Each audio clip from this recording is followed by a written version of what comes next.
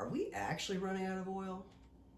The short answer is yes and no. If you were talking about crude oil coming from the ground, then it seems as though we may have used half of the available oil in the world. This creates a doomsday scenario that many people like to push upon us. Have you ever thought about where all of the synthetic oil on the shelves in your average store comes from, and that nearly all of the conventional options are nearly gone?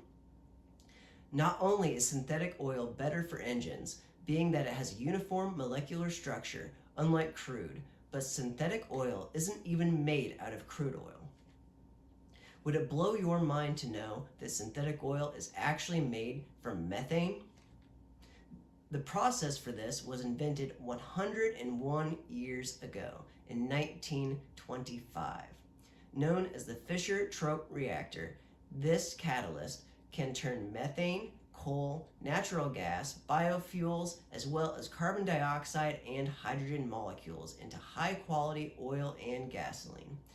If we invest in the infrastructure to capture methane from cattle farms as we grow in both farm and population, we can have one final sustainable oil boom.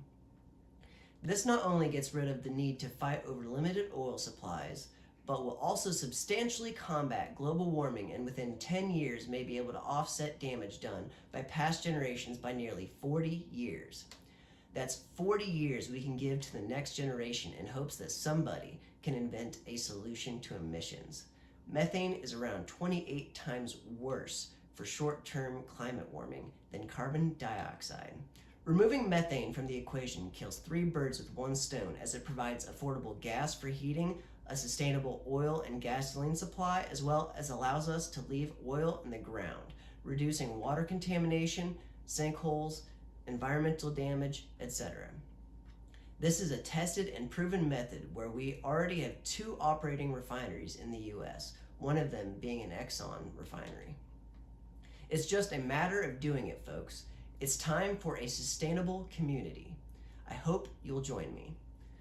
For ideas on how much money is available to the average farmer or Ohioan for a project like this, please see my video, How to Save America's Food System, starting with Ohio, touching base on current renewables in Ohio. We will also touch base on current renewables in Ohio. When it comes to wind energy, it really depends on the location, as most places in Ohio don't have the constant wind to make windmills feasible, as they often require a considerable amount of fuel to get them started. Solar panels are a great idea in theory, but we went overboard and just started putting massive solar farms right on top of some of our most fertile lands that should be used for feeding our people. We have had a bit of an issue recently when it comes to local governments and solar panels, in that they realize that the people are not happy about putting the solar panels on the fertile land, so what they did was they decided to put solar panels in the reservoirs.